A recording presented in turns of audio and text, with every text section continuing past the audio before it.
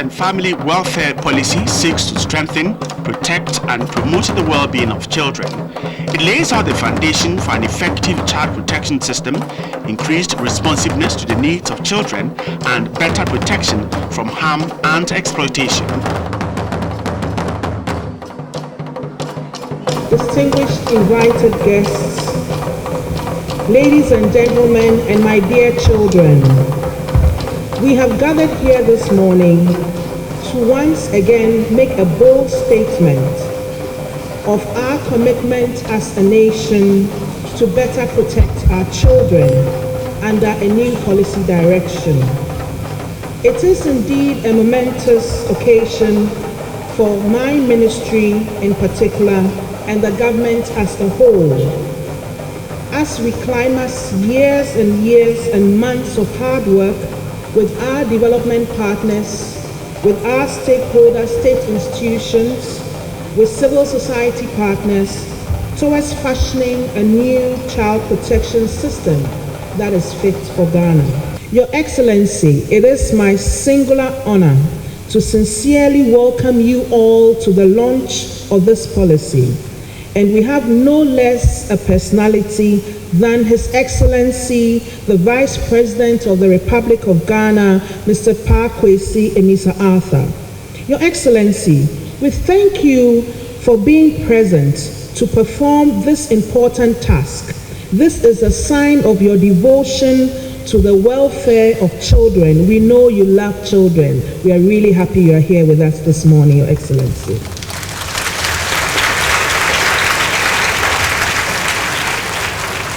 It's very important that we implement this policy to dispel the notion that we're really good at developing policies in Ghana, but we fail at implementing. This is going to be a different one. Once again, Your Excellency, distinguished invited guests, pupils and students, dear children, you are most welcome to the official launch of the Child and Family Welfare Policy.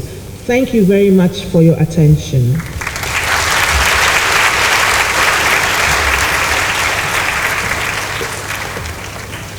As the launch of this all-important policy seeks to address our needs and our concerns, it is therefore a privilege, being a child, to call upon Ms. Josephine Dante from the Ekropon School for the Blind to give her solidarity message on behalf of all children in Ghana.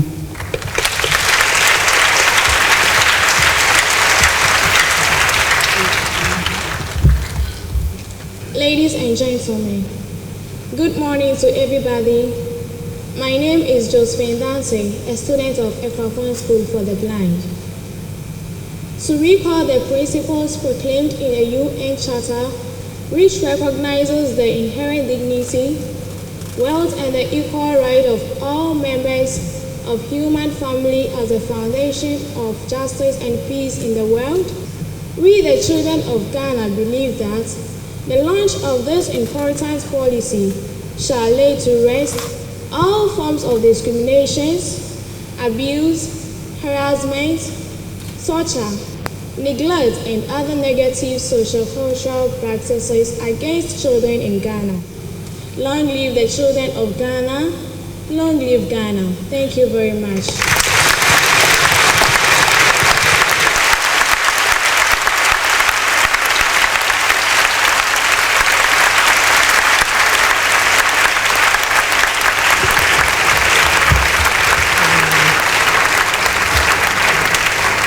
Thank you, Josephine. I think she could hear the appreciation of her statement, a very eloquent statement. It gives me great pleasure to invite Rushnan Murtaza, the UNICEF country representative, hoped the new policy will protect children from pressures of society. I, on behalf of UNICEF and Susan Bongi, our representative, have the absolute honor and pleasure to be on this platform to celebrate child rights through the launch of the Child and Family Welfare Policy today. This is a truly epic and seminal event. It is the commencement of an extraordinary journey which is going to resonate not only in Ghana, but in Africa and the world over. As I start my speech, allow me to state frankly 3 words that come to my mind today. These words are violence, exploitation, and abuse. In this regard, we as UNICEF would like to congratulate the government of Ghana, the leadership of Ghana, and the Ghanaians everywhere for being champions for children. UNICEF, together with the Ministry of Gender, Children and Social Protection, is in the process of concluding an assessment that would give Ghana an estimate of the cost of child abuse.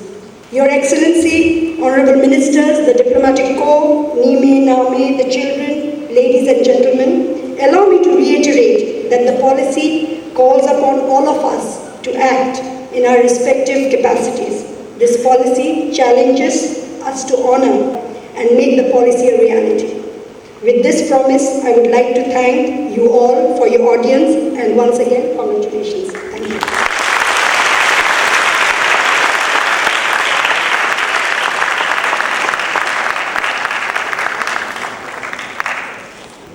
We would like to acknowledge and appreciate the contributions of the civil society, and on this note, kindly invite Berema Kwesi Amankwa, Acting National Coordinator of the Coalition on the Rights of Children, to come and give us his solidarity message on behalf of all civil partners. Having developed and launched this policy, there's more work to be done by all stakeholders, parents, district assemblies, institutions, among others, to ensure that this policy will not be among the many policies and programs collecting dust after spending resources to develop it. We recognize that governmental support to the institutions that have been established to work for children will require significant resources to make them effective, efficient, and proactive in performing their roles. NGOs can only play complementary roles, but it seems we have taken over. This is because most of the key government institutions responsible for children's rights and welfare look up to NGOs and development partners to implement their program of action, which should not be so. Once again, I'm indeed honored and privileged to deliver this statement on behalf of Ghana NGO Coalition on the Rights of the Child, Civil Society Organization, and National Advisory Committee. God bless our homeland, Ghana. Thank you.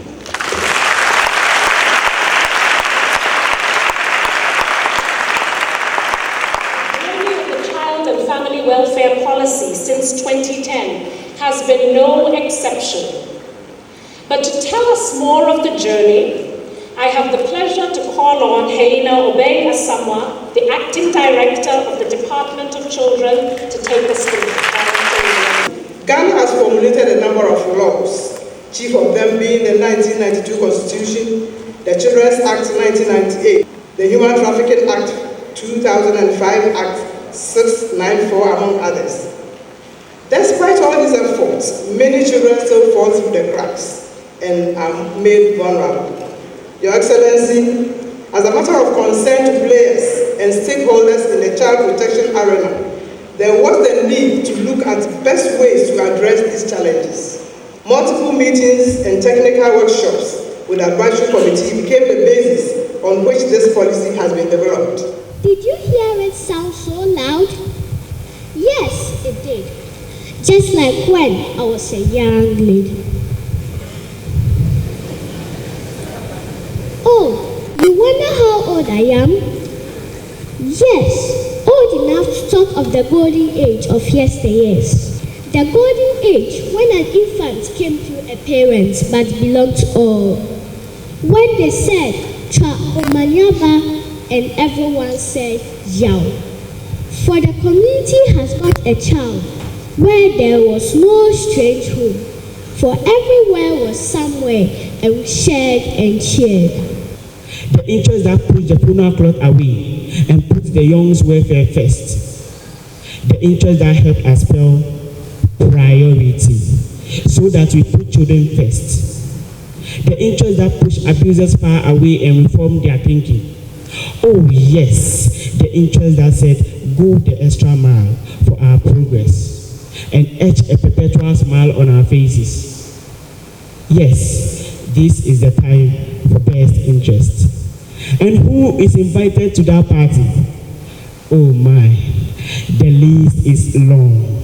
From Accra to Zabzugu, from our father who art in Flagstaff. Oh, excellent. 1990, when Ghana signed the United Nations Convention on Rights of Children and other international and regional protocols, the commitment of governments, both past and present, have been very extraordinary in trying to address the challenges that we children face in Ghana. The development of this policy is a cardinal national achievement for the country in terms of child protection and welfare. This policy has received the unflinching support of His Excellency the President and the Vice President. The commitment of the President and the Vice President was evident when Cabinet approved of the policy within few months after it was completed. Giving honor to whom honor is due, shall we kindly rise as we welcome His Excellency, the Vice President of the Republic of Ghana, to give us a key note and officially launch this policy.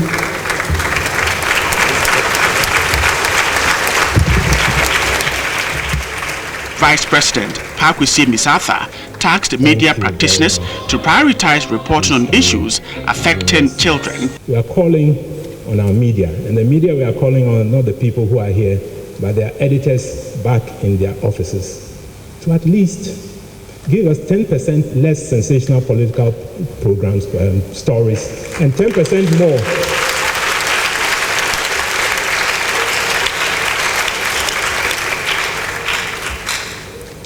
and 10% more social children stories.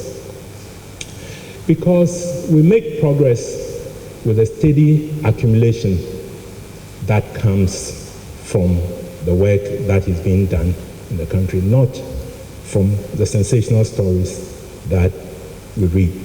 And I hope that even as we recognize the many developments that take place, we will not miss the forest from the little trees that we focus on. And I hope that the fathers who are here and the fathers who are out in the country will remember that our main responsibility is the people who are here, the people who are there. I thank you very much.